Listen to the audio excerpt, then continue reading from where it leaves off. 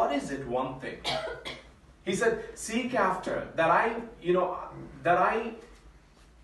will seek after. I will seek after one thing. That I will long for one thing. If I ask you this question, what are you longing and what are you seeking after? And everyone will have their own ideas and own desires. In my life, I'm asking after, I'm seeking after something that I want to excel in my job.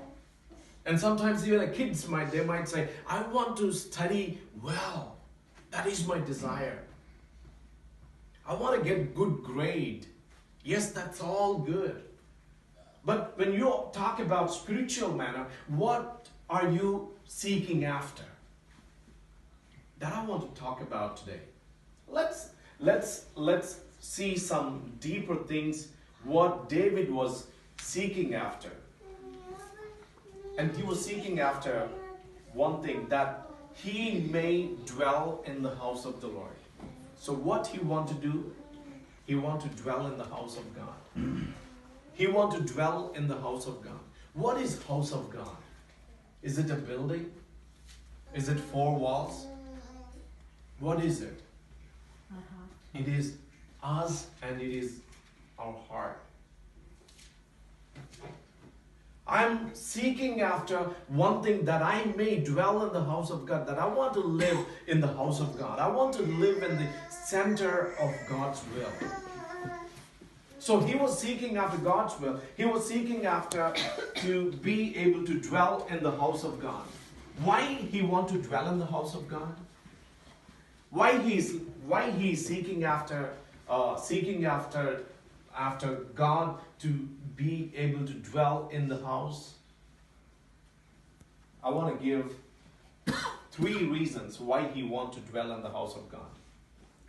The first reason, Psalms 26 verse 8. O Lord, I love the inhabitants of your house and the place where your glory dwells. Why he want to dwell in the house of God? In the house of God, God's glory dwells. దేవుని గృహములో దేవుని యొక్క మహిమ నిలిచి ఉంటుంది. In God's house, there is glory of God. In God's house, there is glory. In God's house, there is power. In God's house, there is anointing. In God's house, there is power.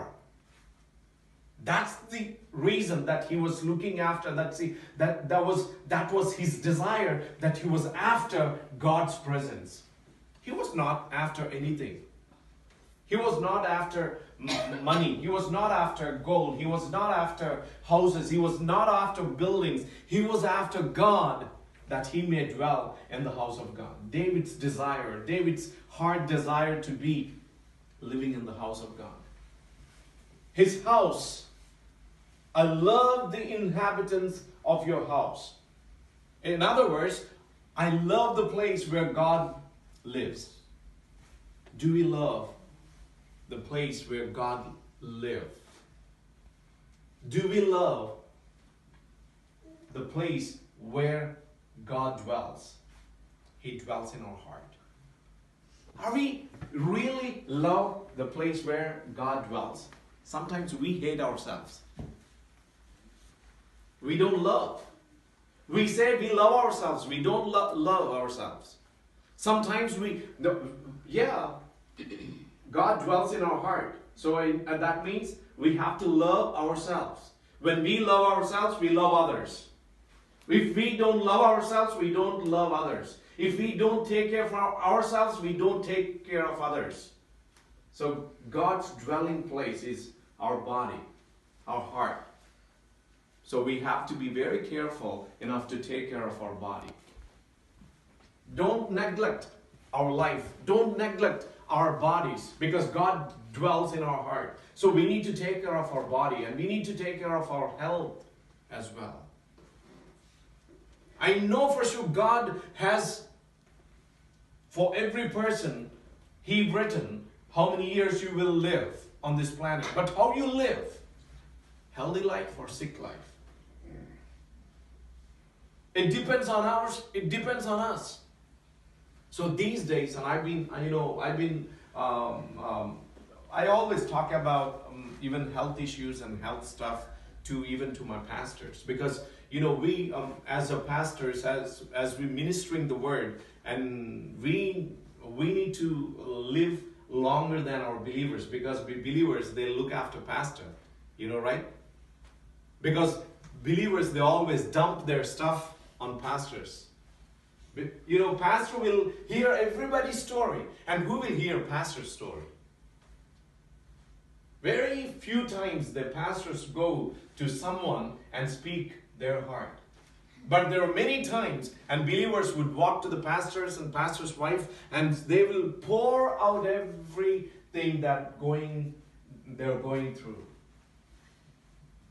So I tell my pastor, if you want to minister to your believers, you take care of your temple. You take